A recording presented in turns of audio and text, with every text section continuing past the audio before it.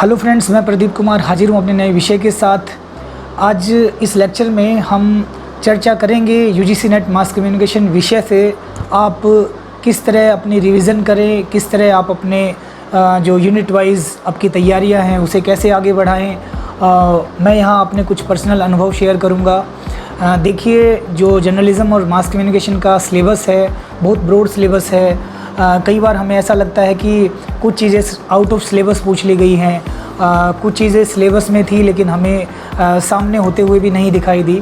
दरअसल आप जो क्वेश्चंस पढ़ रहे हैं उनके पढ़ने का एक स्टाइल होता है जो मैं इस लेक्चर में आपके साथ शेयर करूंगा। अगर आप इस लेक्चर को पूरा पढ़ेंगे, सुनेंगे, देखेंगे तो यकीनन आपको बहुत सारी हेल्प मिलेगी अपनी जो आप तैयारियां कर रहे हैं, क्योंकि एग्ज़ाम बिल्कुल नज़दीक है। और ऐसे में मैं बहुत सारी किताबें आपके साथ शेयर नहीं करूंगा कि ये किताबें पढ़िए, वो किताबें पढ़िए, अभी इतना समय नहीं है। हाँ, मैं कुछ बेसिक बुक्स ज़रूर बताऊंगा आपको कि इस समय अगले 10 दिन में, 15 दिन में आप उन किताबों को अगर पढ़ लेते हैं तो आपको बहुत बेनिफिट होगा आपकी तैयारियों के लिए। देखिए, सबसे पहले हमारे सामने है सिलेबस, जिसको देखकर लगता है इसमें तो मास कम्युनिकेशन के अलावा भी बहुत सारी चीज़ें इंक्लूड कर दी गई हैं। क्योंकि मास कम्युनिकेशन का सिलेबस बहुत ब्रॉड है, इसलिए अक्सर समझ नहीं आता पढ़ें क्या। अगर आपने इस लेक्चर को थोड़ा सा ध्यान से सुन लिया तो आप डेफिनेटली आपकी प्रॉब्लम बहुत हद तक सॉल्व हो जाएगी। आप स्क्रीन पर देख रहे हैं सिलेबस की पहली unit, introduction to journalism and mass communication. आप इसमें पहला पॉइंट देखिए, concept of journalism and mass communication और मास कम्युनिकेशन इन इंडिया। हमने इसे अपने ग्रेजुएशन के दौर में पढ़ा, फिर मास्टर्स के दौरान खूब पढ़ा। जनसंचार क्या है, कैसे होता है, क्यों होता है, भारत में जनसंचार क्या है। दरअसल ये बेहद बेसिक पार्ट है जर्नलिज़म का, बेहद बेसिक पार्ट है मास कम्युनिकेशन का। तो इसलिए मुझे नहीं लगता कि इस पहले पॉइंट पर आपको कहीं किसी भी तरह की टेंशन होगी या आपको इसको समझने में कहीं दिक्कत आएगी। हालांकि ये दिखने में थोड़ा सा छोटा सा विषय लगता है, लेकिन अगर इसे डीपली देखें तो ये बहुत डेप्थ लिए हुए है। लेकिन फिर भी इस पॉइंट को देखकर टेंशन नहीं होनी चाहिए, क्योंकि यहाँ तक आते आते हमने इसे काफ़ी बार पढ़ा है और खूब पढ़ा है और ये इजी भी है।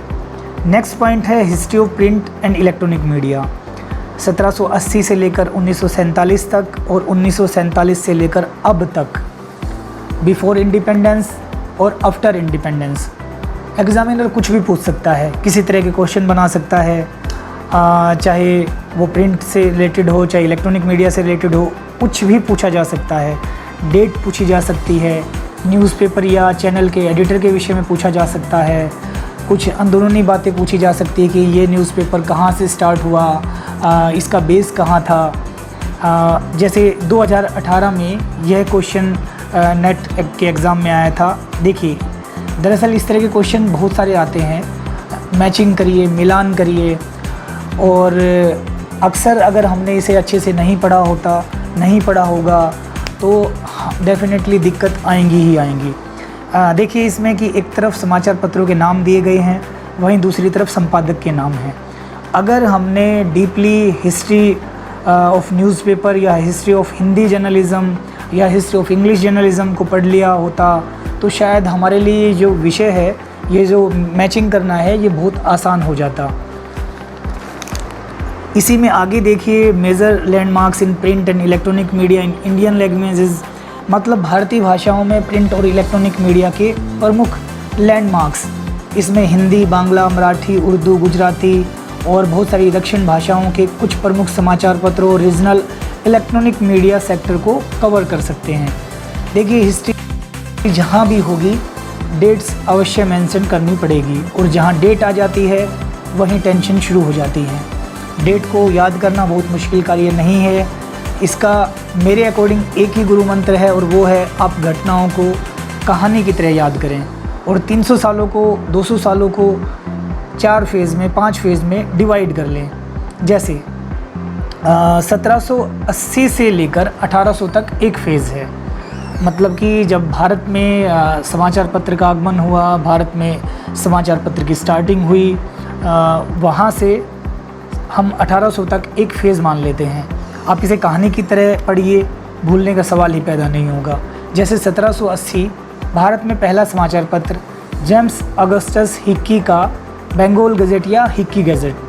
1800 तक कोई बड़ा समाचार पत्र नहीं, सारे अंग्रेजी भाषा के समाचार पत्र थे। बहुत सारे समाचार पत्र आए चले गए, बंद हो गए, कुछ 1 साल चले, कोई 2 साल चले।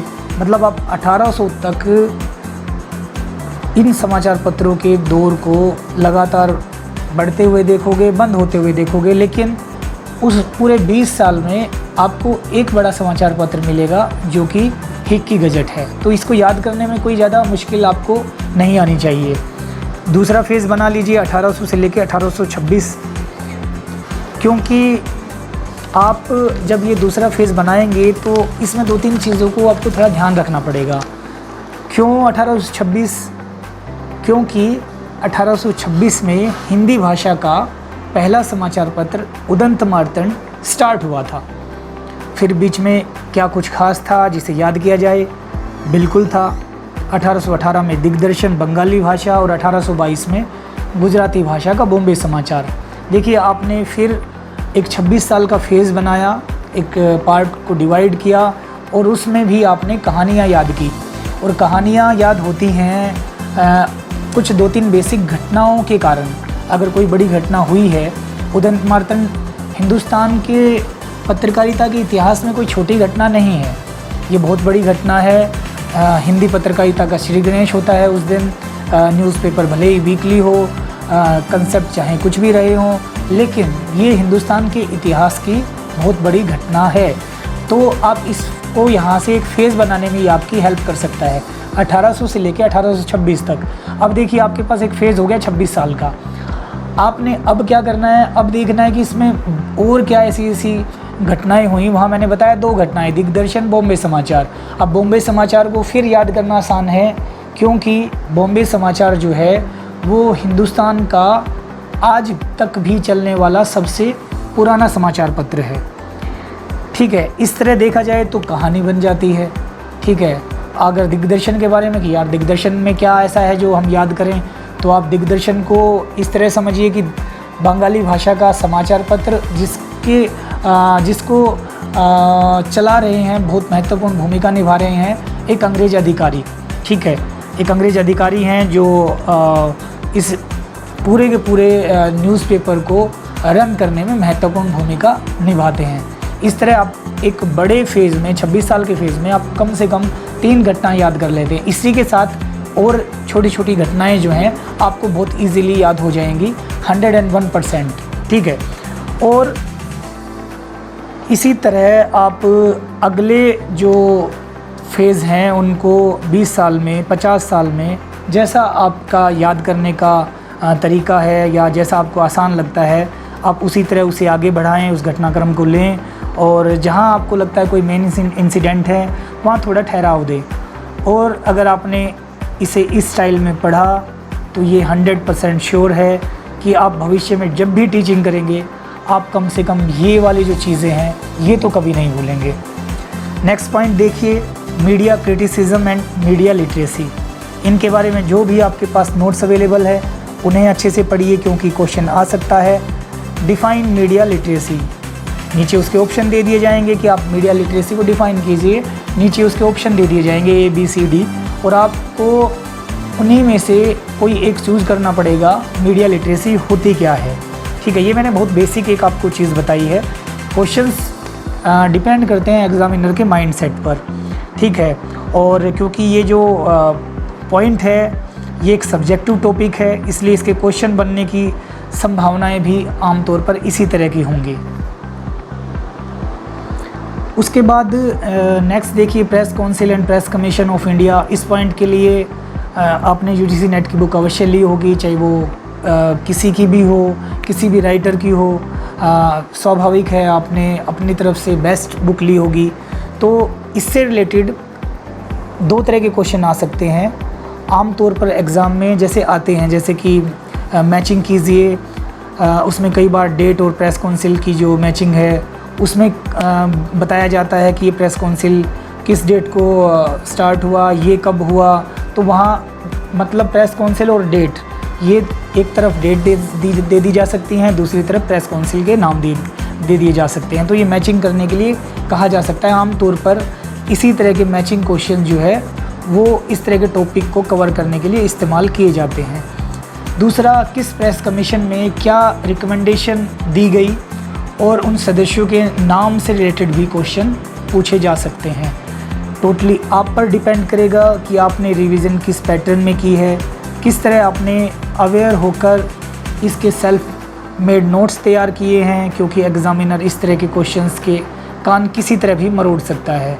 वो आपके ऊपर डिपेंड करता है कि आपने जो ये पूरा पॉइंट है, जो यूनिट है, उसमें ये ख़ास पॉइंट को आपने किस तरह पढ़ा है, उससे आपने पढ़ने में, नोट्स बनाने में किस तरह का सिस्टमेटिक ढंग से तरीका इख्तियार किया है। इसके बाद ये देखिए जो अगला पॉइंट है इसी में, वो है status of journalism and media education in India. पूरी तरह सब्जेक्टिव है। आप अच्छे से इसे पढ़िए ताकि क्वेश्चंस को, आप बेशक क्वेश्चंस कितना ही लॉजिकल क्यों ना हो जाए, आप उसका सही जवाब दे पाएँ। इस तरह के जो सब्जेक्टिव पॉइंट होते हैं ये आपको थोड़े डीपली पढ़ने पड़ेंगे। उसमें ऐसा लगेगा क्वेश्चन बहुत आसान है, लेकिन और आपको लगेगा जो आंसर दिए गए हैं वो सिमिलर से हैं। 4 आंसर में से ऐसा भी लग सकता है कि सारे ठीक हों, लेकिन अगर आपने अच्छे से पढ़ा होगा तो आप 101% आप सही जवाब दे पाएंगे। इसके बाद जो नेक्स्ट पॉइंट आता है वो है सबसे इम्पोर्टेंट पॉइंट। ये अवश्य ध्यान रखिए, क्योंकि ये है models and theories of mass communication. इससे रिलेटेड क्वेश्चंस एग्ज़ाम में अवश्य पूछे जाते हैं। कई बार बहुत सारे क्वेश्चन आ जाते हैं, 7-8 क्वेश्चन आ जाते हैं। मैं पिछले जब प्रीवियस क्वेश्चन पेपर्स की रीडिंग मार रहा था तो मैक्सिमम क्वेश्चंस जो हैं वो मॉडल्स, कम्युनिकेशन थ्योरीज़, इसके ऊपर आधारित मुझे दिखाई दिए। तो आप इस वाले जो यूनिट जो पॉइंट है, आपको इसे बहुत अच्छे से पढ़ने की आवश्यकता है। लेकिन यहाँ क्वेश्चन आता है कि आप इससे कैसे पढ़ें। मॉडल पढ़ते समय माइंड में हमेशा एक चीज़ अवश्य रखिए कि इसमें एक मॉडल की दूसरे मॉडल के साथ बहुत हद तक सिमिलरिटी होती है। एक ने किसी एक मॉडल पर काम किया तो दूसरे ने उसी मॉडल पर काम करते हुए कुछ आगे उसमें इंक्लूड कर दिया और उस मॉडल को एक्सटेंशन देते हुए एक नया मॉडल बना दिया। तो आप एक मॉडल से आप दूसरे मॉडल के साथ जाते हुए आप उसमें देखेंगे कि दूसरे मॉडल में क्या नया है, और उसी एक नई चीज़ को आप नोट डाउन कीजिए। और यही नोट्स जो हैं आप लास्ट मोमेंट तक भी आपके काम आएंगे। याद करने लायक जो चीज़ है वो है मॉडल क्या है, कब आया, किसने बनाया, क्यों बनाया, मतलब कि उसकी खासियत क्या है। हाँ, इसके लिए आपने अवश्य केवल जयकुमार की जो बुक है वो पढ़ ली होगी।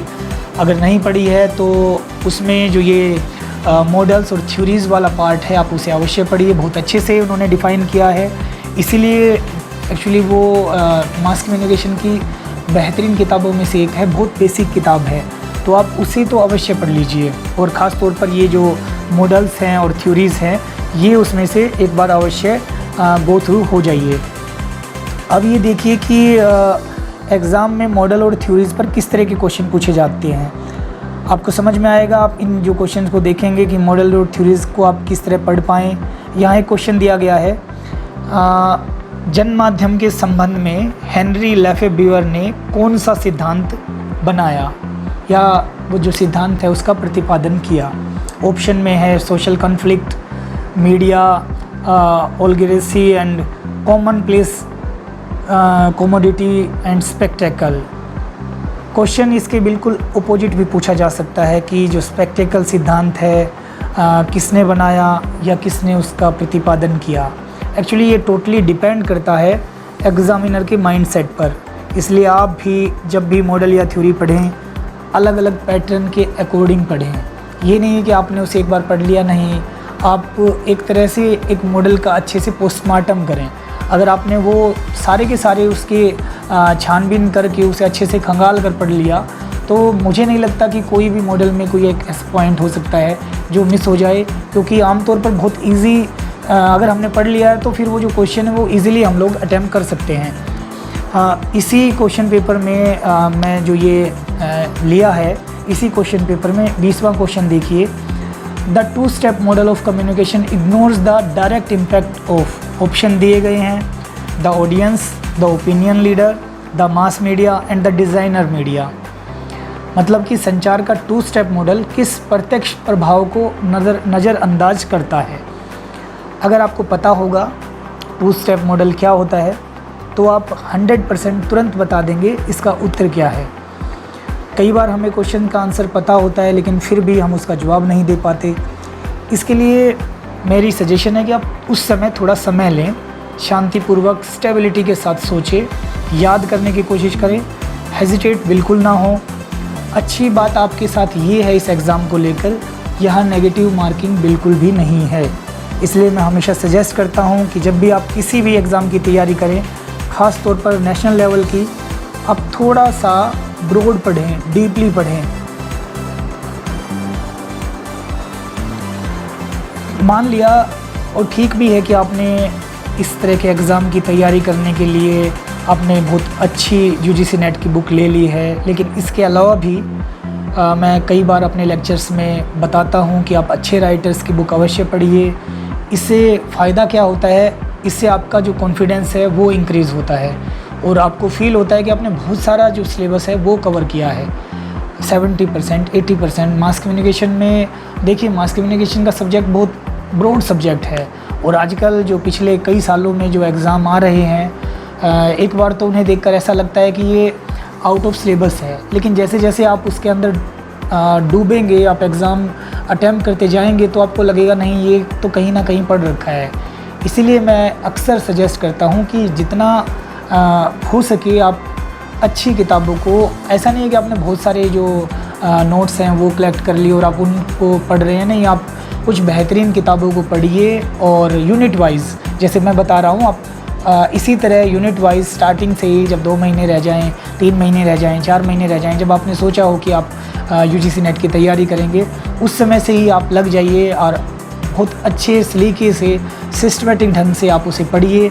और उसके बाद जो आपका कॉन्फिडेंस इंक्रीज़ होगा, आपको फील होगा कि आपने एक बहुत ईमानदार प्रयास किया है, देन आपके सामने किसी तरह के भी क्वेश्चन आ जाएँ, आप उसे अटैम्प्ट अवश्य करेंगे, क्योंकि यहाँ नेगेटिव मार्किंग तो है ही नहीं। कई बार प्रॉब्लम होती है जब किसी भी नेशनल लेवल के एग्ज़ाम में नेगेटिव मार्किंग होती है, उसके कारण ऐसा लगता है जैसे हम बंद से जाते हैं, लेकिन यहाँ आप उन्मुक्त होकर अपना क्वेश्चन पेपर अटैम्प्ट करिए। उन क्वेश्चंस को एक बार के लिए छोड़ दीजिए जो आपको लगता है कि आपने बिल्कुल भी नहीं देखे, बिल्कुल भी नहीं सुने, ठीक है। उसके बाद जब थोड़ा समय बचे, आपने अगर अच्छे से, क्योंकि इसमें बहुत मायने रखता है आपकी टाइमिंग, आपको पेपर जो अटैम्प्ट कर रहे हैं आप उससे किस टाइमिंग से अटैम्प्ट कर रहे हैं, तो आप उसमें बाद में अपना दिमाग लगाइए और आप उसकी तह तक जाइए। जो क्वेश्चंस बच जाएं आप उससे अच्छे से सॉल्व करने की कोशिश करिए, क्योंकि नेगेटिव मार्किंग का ऑप्शन इसमें नहीं है, तो आप उसे अच्छी से फ्रीली उसे अटैम्प्ट कर पाएंगे।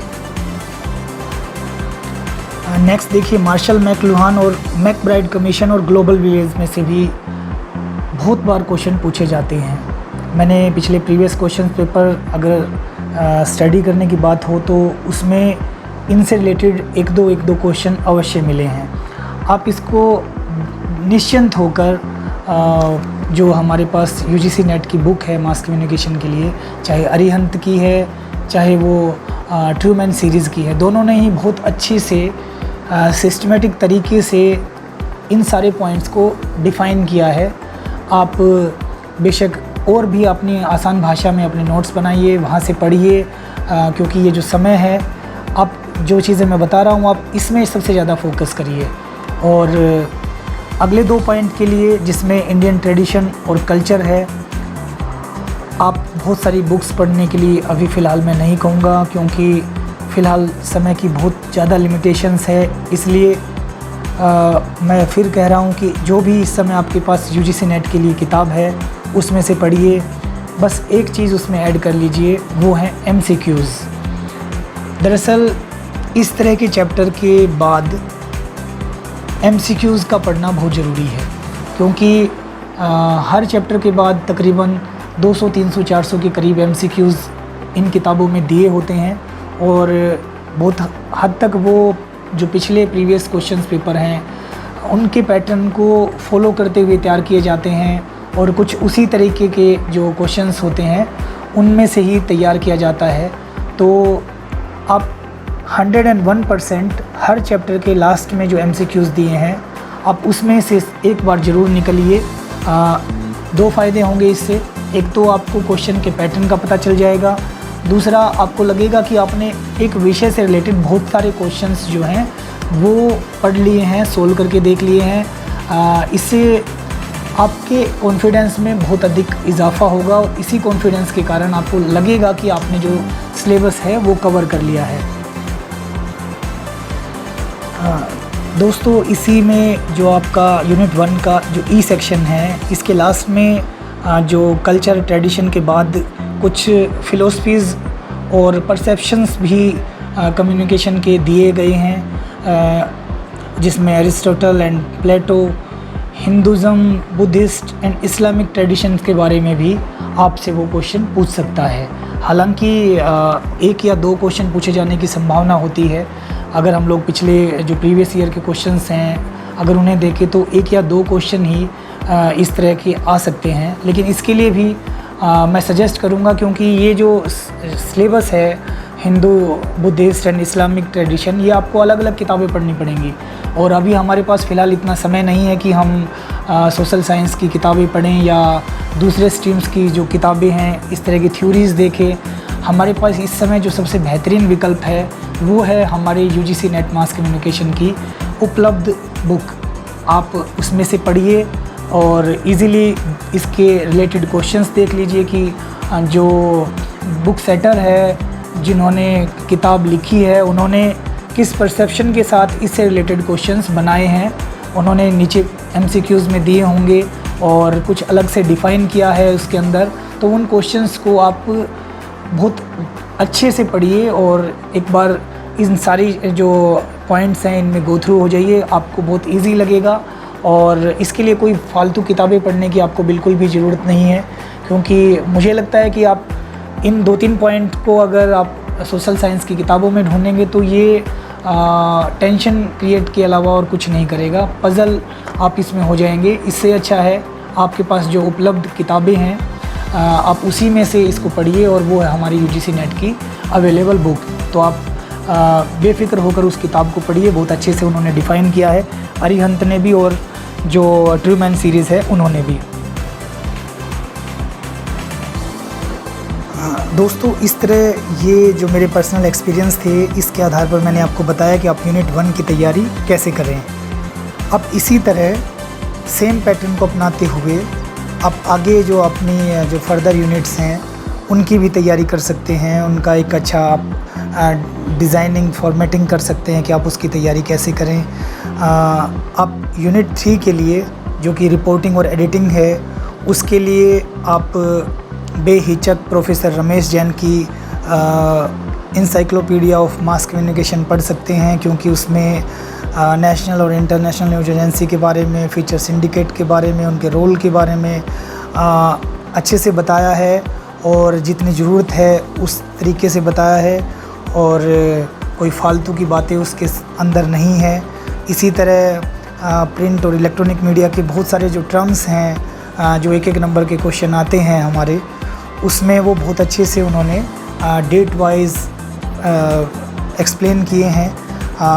जर्नलिज़म एज ए प्रोफेशन उन्होंने बताया है कि वो क्या क्या होता है, रिपोर्टिंग में एथिक्स क्या है। साथ में जो आपकी UGC नेट की बुक है आप उसे भी पढ़िए।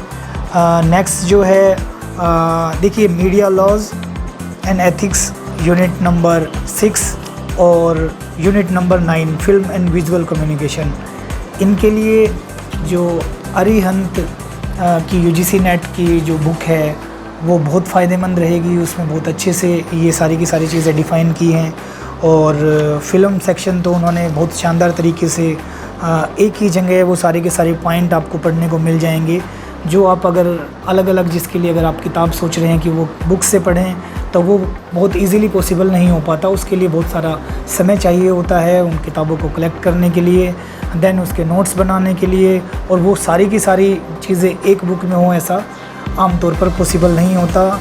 इसलिए आप निश्चिंत होकर फिल्म और विजुअल कम्युनिकेशन यूनिट नंबर 9 के लिए अरिहंत पब्लिकेशन की UGC net mass communication book पढ़ सकते हैं और बहुत अच्छे से एलाबोरेट किया उन्होंने उसमें जो जितने भी पॉइंट दिए गए हैं। और उसके बाद पहले आप उसको जो उसमें अच्छे से डिस्क्राइब किया गया है सब्जेक्टिव टाइप, उसको पढ़िए। उसके बाद जो लास्ट में ऑब्जेक्टिव टाइप क्वेश्चंस हैं, आप एक बार उनको भी अच्छे से डीपली स्टडी करिए। तो आपका ये जो यूनिट 9 है ये बहुत अच्छे से सॉल्व होगी। यूनिट नंबर 10 जो है कम्युनिकेशन रिसर्च, उसके लिए एक ही किताब है, आप वो पढ़िए। मीडिया शोध प्रोफेसर मनोज दयाल की, बहुत साधारण और आसान लैंग्वेज में उन्होंने लिखा हुआ है उसमें। और जितने भी ये टॉपिक हैं, लगभग अधिकतर टॉपिक जो है उस किताब में आपको मिल जाएंगे।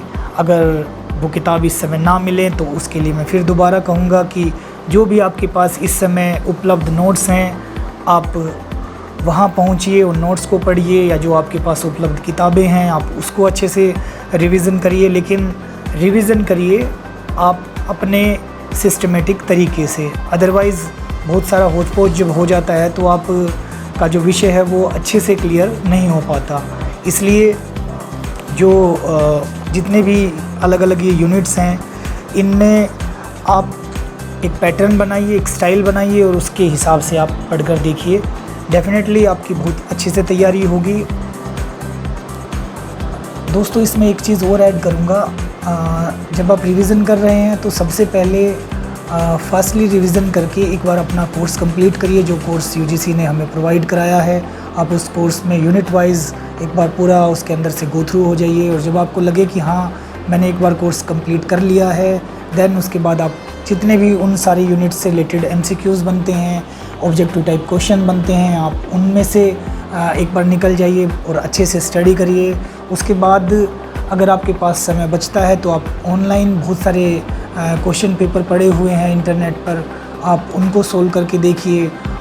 मॉडल टेस्ट पेपर भी दिए गए हैं आपकी जो यूजीसी नेट की बुक्स हैं, आप उनको सोल्व करके देखिए, टाइमिंग का ख्याल रखते हुए।